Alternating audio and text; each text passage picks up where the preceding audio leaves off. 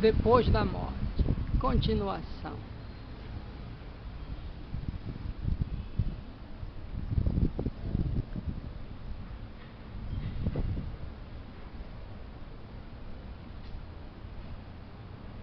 A doutrina secreta.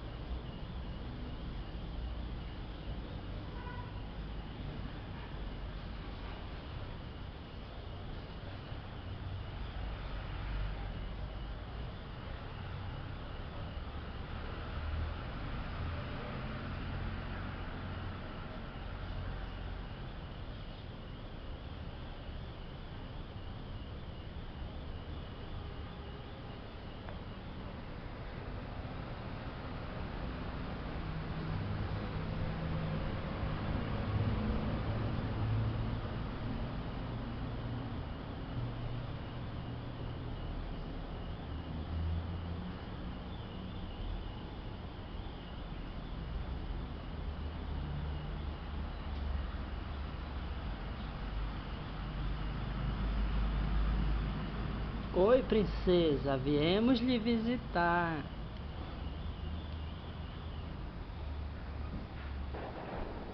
Vamos fazer um vídeo educativo.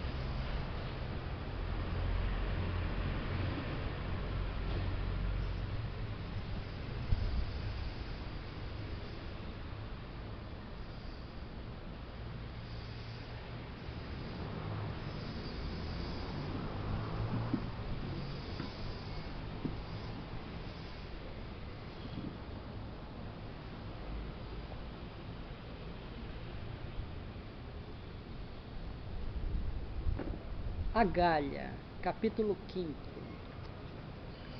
A Galha conheceu a grande doutrina, possuiu-a sob uma forma poderosa e original. Soube dela tirar consequências que escaparam aos outros países. Há 3 unidades primitivas, diziam os druidas: Deus, a luz e a liberdade.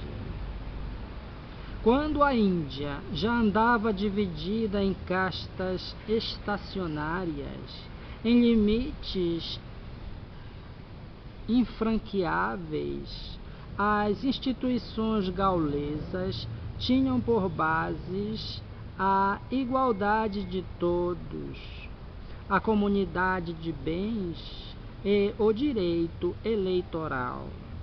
Nenhum dos outros povos da Europa teve, no mesmo grau, o sentimento profundo da imortalidade, da justiça e da liberdade.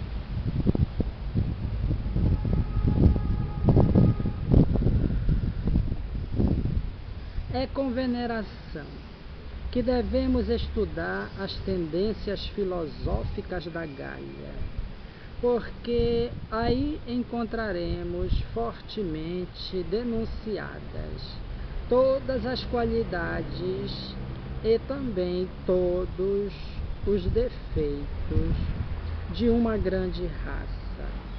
Nada é mais digno de atenção e de respeito do que a doutrina dos druidas, os quais não eram bárbaros, como se acreditou erradamente durante séculos. Por muito tempo, só conhecemos os gauleses pelos autores latinos e pelos escritores católicos. Mas essas fontes devem, a justo título, ser suspeitas, pois esses autores tinham interesse direto em desacreditá-los e em desfigurar suas crenças.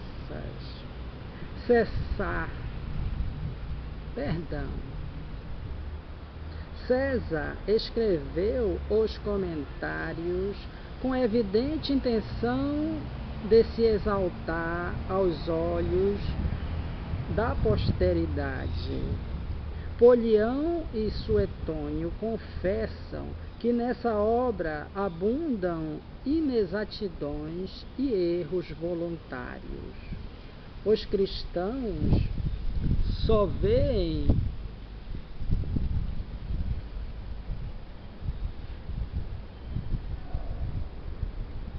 nos druidas homens sanguinários e supersticiosos. Em seu culto somente encontram práticas grosseiras. Entretanto, certos padres da Igreja, Cirilo, Clemente de Alexandria e Orígenes, distinguem com cuidado os druidas da multidão dos idólatras e conferem-lhes o título de filósofos. Entre os autores antigos, Lucano, Horácio e Florus consideravam a raça gaulesa como depositária dos mistérios do nascimento e da morte.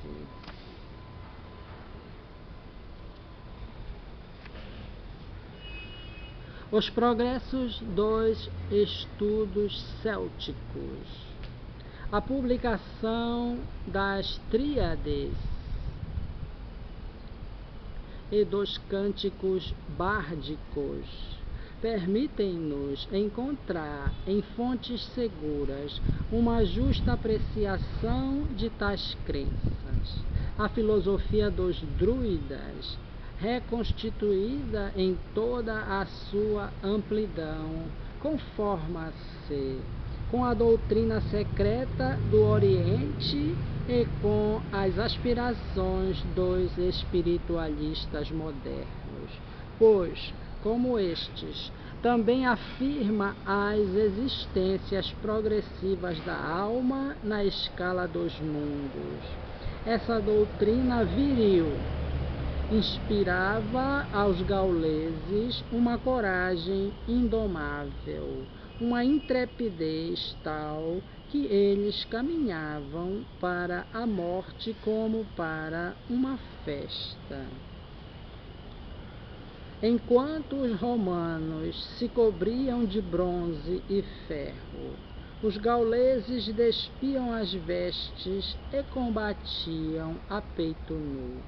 Orgulhavam-se das suas feridas e consideravam covardia usar-se de astúcia na guerra.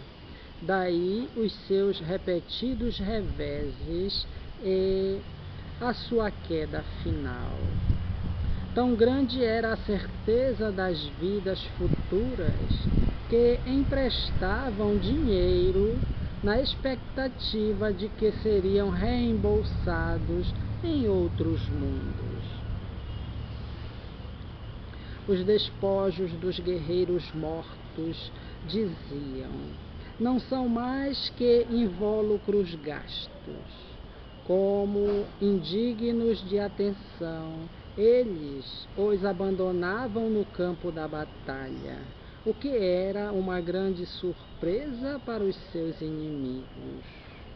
Os gauleses não conheciam o inferno, e por isso Lucano, no canto primeiro da Farsália, os louva com os seguintes termos: para nós, as almas não se sepultam nos sombrios reinos do Érebo, mas sim voam a animar outros corpos em novos mundos. A morte não é, senão, o termo de uma vida. Felizes esses povos que não se arreceiam do momento supremo da vida. Daí o seu heroísmo no meio de sangrentos combates e o seu desprezo pela morte. Os gauleses eram castos, hospitaleiros e fiéis à fé jurada. Na instituição dos druidas encontraremos a mais alta expressão do gênio da Gália.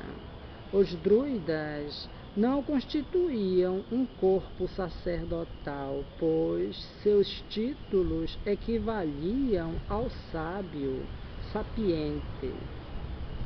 Aqueles que os possuíam tinham a liberdade de escolher a sua tarefa. Alguns, sob o nome de eubages, presidiam as cerimônias do culto, porém, o maior número consagrava-se à educação da mocidade, ao exercício da justiça,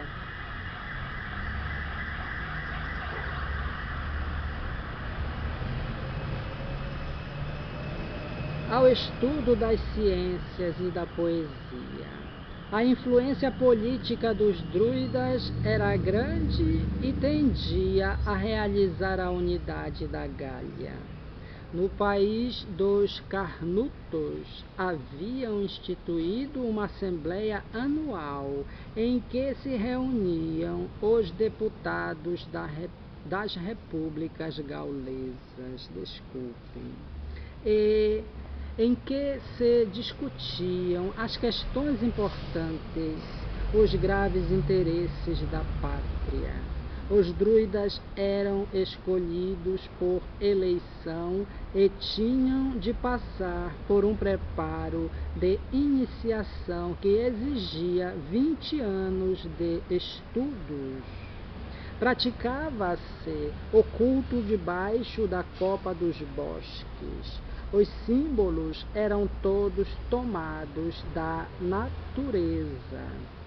O templo era a floresta secular de colunas inumeráveis e sob zimbórios de verdura, onde os raios de sol penetravam com suas flechas de ouro, para irem derramar-se sobre a relva em 1000 tons de sombra e luz. Os murmúrios do vento, o frêmito das folhas, produziam em tudo acentos misteriosos que impressionavam a alma e a levavam à meditação. A árvore sagrada, o carvalho, era o emblema do poder divino. O visco, sempre verde, era o da imortalidade. Por altar tinham montões de pedra bruta. Toda pedra lavrada é pedra profanada. Diziam esses austeros pensadores, em seus santuários jamais se encontrava objeto algum saído da mão dos homens. Tinham horror aos ídolos e às formas pueris do culto romano, a fim de que os seus princípios não fossem desnaturados ou materializados por imagens. Os druidas proibiam as artes plásticas e mesmo o ensino escrito. Confiavam somente à memória dos bardos e dos iniciados o segredo da sua doutrina. Daí resultou a penúria de documentos relativos a tal época. Os sacrifícios humanos, tão reprovados aos gauleses, mas não eram, na maior parte, do que execução da justiça. Os druidas, simultaneamente magistrados e executores, ofereciam os criminosos em holocausto à potência suprema. 5 anos distanciavam a sentença da execução. Nos tempos de calamidade, vítimas voluntárias também se entregavam em expiação, impacientes de reunirem-se com os seus antepassados nos mundos felizes, de se elevarem para os círculos superiores. Os gauleses subiam prazenteiramente para a pedra do sacrifício e recebiam a morte no meio de um cântico de alegria. Mas no tempo de César já haviam caído em desuso essas imolações. Teutatés, Esos, Guion eram, no panteão gaulês, a personificação da força, da luz e do espírito. Mas, acima de todas as coisas, pairava a potência infinita que os gauleses adoravam junto das pedras sagradas, no majestoso silêncio das florestas. Os druidas ensinavam a unidade de Deus. Segundo as tríades, a alma gera-se no seio do abismo. Anunnaki. Aí reveste as formas rudimentares da vida. Só adquire a consciência e a liberdade depois de ter estado por muito tempo imersa nos baixos instintos. Eis o que a tal respeito diz o cântico do bardo Taliesin, célebre em toda a Gália. Existindo desde toda a antiguidade, no meio dos vastos oceanos, não nasci de um pai e de uma mãe, mas das formas elementares da natureza, dos ramos da betula, do fruto das florestas, das flores das montanhas. Brinquei à noite, dormi pela aurora, fui víbora no lago, águia nas nuvens, lince nas selvas, depois eleito por Guion, espírito divino, pelo sábio dos sábios, adquiri a imortalidade. Bastante tempo decorreu, e depois fui pastor. Vagueei longamente pela terra antes de me tornar hábil na ciência.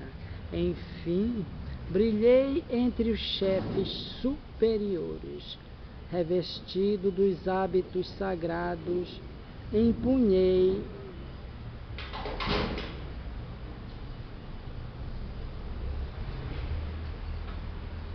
a taça dos sacrifícios, vivi em 100 mundos, agitei-me em 100 círculos. A alma, em sua peregrinação imensa, diziam os druidas, percorre 3 círculos, aos quais correspondem 3 estados sucessivos. No Anuf, sofre o jugo da matéria, é o período animal. Penetra depois no Abred, círculo das migrações que povoam os mundos de expiação e de provas. A terra é um desses mundos, e a alma se encarna bastantes vezes em sua superfície, à custa de uma luta incessante. Desprende-se das influências corpóreas e deixa o círculo das encarnações para atingir o Guinfind.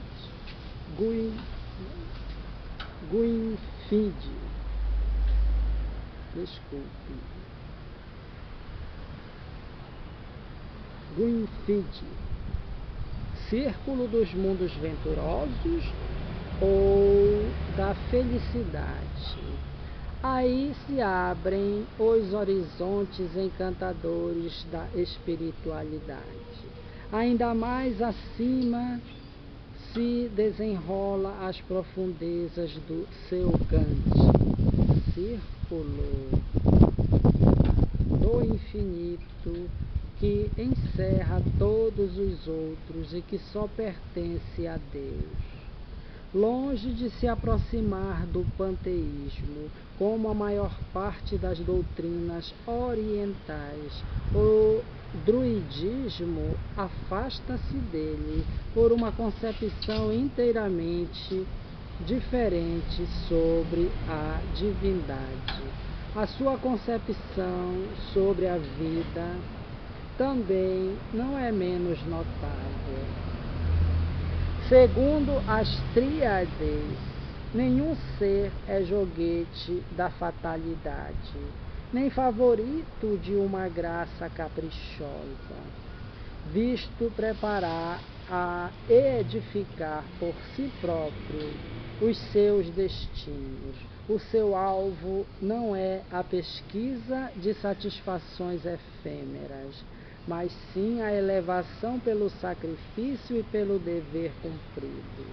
A existência é um campo de batalha onde o braço conquista seus postos. Tal doutrina exalta as qualidades heróicas e depurava Perdão. Tal doutrina exaltava as qualidades heróicas e depurava os costumes. Estava tão longe das puerilidades místicas quanto da avidez ilusória da teoria do nada.